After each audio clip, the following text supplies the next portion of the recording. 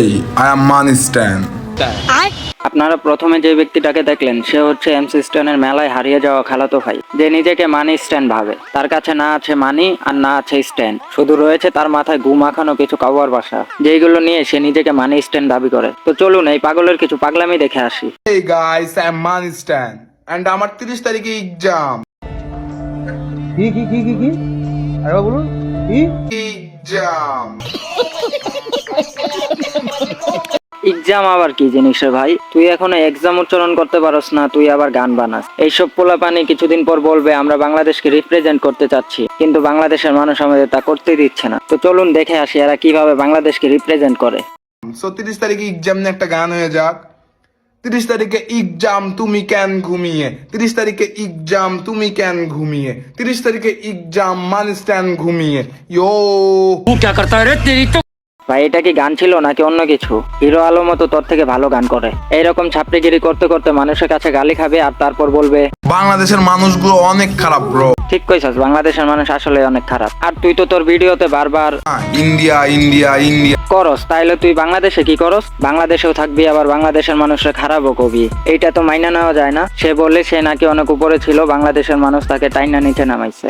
বাংলাদেশের মানুষ নাকি কারো সফলতা দেখতে পারে না। আচ্ছা চলেন আমরা তার সফলতা একটু তার কমেন্ট বক্স থেকে চেক করে আসি। সমস্যা নাই ভাই, কষ্ট পায় না, এটাও খুব তাড়াতাড়ি ব্যান করার দায়িত্ব নেই। মাডি স্ট্যান্ড মুচি মাদার চোদ কয়।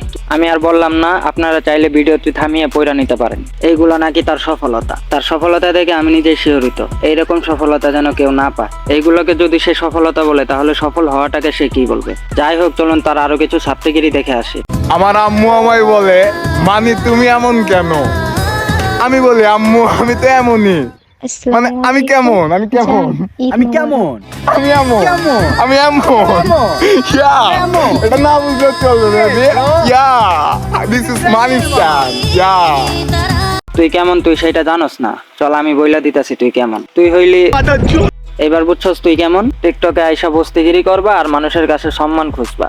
সম্মানে তো সস্তা জিনিস না ভাইয়া যে যেখানে সেইখানে পাইয়া যাইবা। টিকটকে আইসা বস্তিগিরি করলে সম্মান তোমার সম্মান পাইতে গেলে ভালো জিনিস করতে হয়। আর তোরা ভালো জিনিস করবি কিভাবে? ভালো জিনিস করতে গেলে তো কষ্ট করা লাগে, আর কষ্ট তো তোদের দ্বারা করা সম্ভব না। এই জন্য তোরা চুল গু কালার কইরা টিকটকে আইসা উল্টাপাল্টা ভিডিও বানা, যাতে কইরা তোরা ভাইরাল হইতে পারস। ভাইরাল হওয়ার নেশা তোমার। এইরকম চলতে থাকলে 2 দিন পরে আর রাস্তাঘাটে বের হইতে পারবে না ঠিকভাবে। আমি কি বলতে চাইতেছি বুঝতেছো তো? সময় থাকতে ভালো হয়ে যাও আর নিজের মান সম্মান বাঁচাও, নয়তো মায়ের মোর খায়া চিপাই চাপাই পইরা থাকবা, তখন আবার বলবা বাংলাদেশের মানুষগুলো অনেক খারাপ ব্রো। এর থেকে ভালো আগে থেকে সচেতন হয়ে যাও। আজকের ভিডিও এই অবধি। যদি ভিডিওটি ভালো লেগে থাকে তাহলে চ্যানেলটি সাবস্ক্রাইব করে পাশে থাকা বেল আইকনটিকে অন করে দিবেন। আল্লাহ হাফেজ, দেখা হবে পরবর্তী কোনো ভিডিওতে।